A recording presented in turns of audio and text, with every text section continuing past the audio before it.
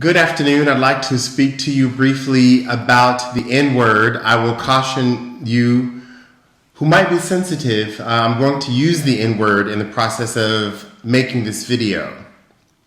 So I'm also going to reference the first episode of the second season of the television show Blackish, which dedicated its episode to the use of the N-word through, of course, the styles that sitcom does, and I'll get to those. So first of all, the N-word.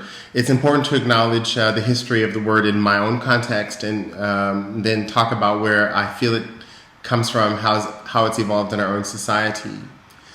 I grew up in a home where people use the N-word freely. It was a word that was used both as a term of differentiation, as a term of emphasis. I'm sure at some point I must have heard two black people use it against one another maliciously. I must have heard that as well, because I also remember knowing from an early start how to use the word. I also grew up in a time period of hip-hop music. And it's important to say I grew up in the time of hip-hop music was growing up, because I also saw how the word was reclaimed by hip-hop artists to both name and shame the scenarios around us, the poverty, the effects of chronic poverty. So when people would say, niggas ain't shit, I'll just use that one. In one of these critical hip-hop songs, something like that means, look at how decrepit, look at how niggerish this scenario is. And not to denigrate the black people in that situation, but to say that that's what they've been reduced to. Now, of course, as different words have evolved to talk about one's mates, friends, close friends, and to distinguish one's own clique, amongst men in particular, words like nigga, my niggas have, gotten in there. And so you commonly hear my niggas.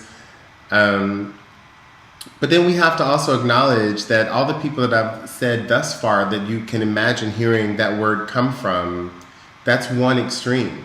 The other extreme that we have to acknowledge is, of course, the Klan or hate, or its words, the reason why it's such a sensitive word in the first place, because it is rooted in hate. It is rooted in the plantation politics that Bell Hooks writes about so eloquently throughout all her work, but really in particular in relation to her book, We Real Cool, where she talks about black men and masculinity. And so the first chapter lays out how both the word was used to denigrate us, and by denigrate us, I mean it was used to both name us as property unworthy of being treated as human, and also to convince people that because we were niggers, we were niggers. You know what I mean? It was the chicken and the egg sort of thing. So I'm suggesting that the racism behind the word nigger itself produced the thinking about what niggers are. And those two things are indistinguishable. The fact, is somebody a nigger because you call them a nigger, or somebody a nigger because they call themselves a nigger, or somebody a nigger because they are called niggers. And so in those three scenarios, we have to look at the context, and this is what played out in this episode of Blackish, is that they looked at the scenario of how we are called niggers. They played with the word, and literally there was a scene in the episode where there were two black employees holding a workshop with their white employees about, okay, you can use nigger here, you can't use nigger there. So how are people called niggers? They also gave several examples of when they use nigger amongst one another. Again, it's black colleagues, within the family. And there was another scene, of course, where, like me, this family grew up using the word nigger and somewhat of denial about it, because we also hate the word so much, of how, you might even, there are instances where you might even call people in your own family, your own wife, children, husband, nigger, these niggas, da-da-da. And they played this out in the episode. And so we see that it really skirts this line of, is it a hateful word? And I don't want to say endearment, but in this process of reclaiming.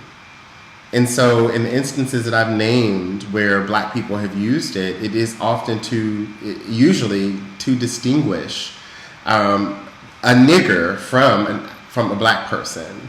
So, you know, when we use it, it's that distinction is often implicit, that this is what niggas are, and this is what, you know, and therefore I, as a black person, you know, distinguish us from that behavior. As Chris Rock said in his famous stand-up, one of his HBO stand-ups, you know, everybody hates niggas, black people hate niggas, white people hate niggas. And so we see that, and of course, again, in this episode, Lawrence Fishburne's character said that rather didactically, you know, all these niggas, niggas think, you know, light grows on trees or something like that, and cut off the light, and just these instances that show is able to reclaim from black culture and produce and project in a way that mainstream culture can then interpret and understand them in a more meaningful way than just the tokenism or archetypes that we are used to seeing. And that's why this show is so groundbreaking, why it's such an interesting way for us to think about such a heated racial tension in our society, and why it's important that this show deals with it. And so given this history of this word, how it's also used in the contemporary context, and again, this show plays this out very well because they debate about this. The little boy who actually says it is a black boy. He says it while singing a song that's on the radio. We see his elder siblings and her clique use the word as we expected they would, because they use and sing along with the same songs. And it talked about all those different ways that it can be cloudy, of course, across generations. And again, in another didactic moment, the main character explains, you know, well, I'm of the hip hop generation, and, you know, we reclaimed it, you know, his parents used it that way because they were very hurt by the word. They were just coming off of, you know, they were in the midst of Jim Crow when the word was more prominently viewed and seen as a hate word, and used, and effectively so, as a hateful word. I mean, it was the word, it was the whip. It was the Joker card, to say that, in the stacked race stack. And so to say that you're going to reclaim that Joker, that you're going to give that Joker a different meaning, because remember, the Joker doesn't belong to any suit, to change the game, to change the pace of the game, to change the terms of the game, you give the Joker a different meaning. And so that's what the process of reclaiming is about. It's a very interesting one, because how can you say you can say it, you can't say it? I mean, my partner is white, and I know that it's one thing that people think all the time about interracial partnerships is, when does that word come up? Because we know that if anybody can make you as mad and angry and want to act maliciously as you could possibly be, it's your partner. But equally so, anyone who could make you want to see peace and love in one person embodied in one relationship, it's your partner. So of course people would expect that two individuals would oscillate between all of these and try and negotiate them, and one of them would be, well, how do we say something that, or how do we even use a word that's not even settled in our society about how we would use this word? And of course we have those sorts of discussions. Years ago, my partner and I are far further along than those nascent sort of discussions.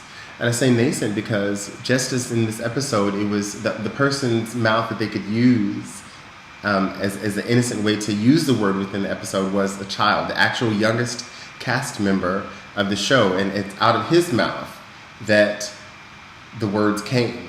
Anyone else would have been in any way questionable, suspect, you would see them, da-da-da-da. But here was a child on the receiving end of all of our mixed messages.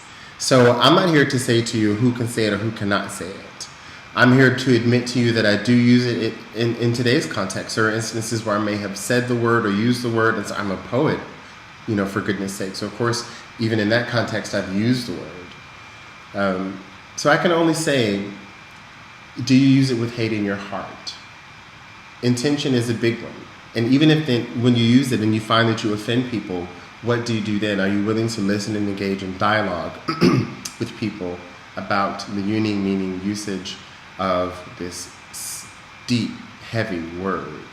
And its evolution only tracks our evolution, not only in race, but even in linguistics. Just how the word has blossomed in its usage. What a colorful community we are. What a colorful nation we are.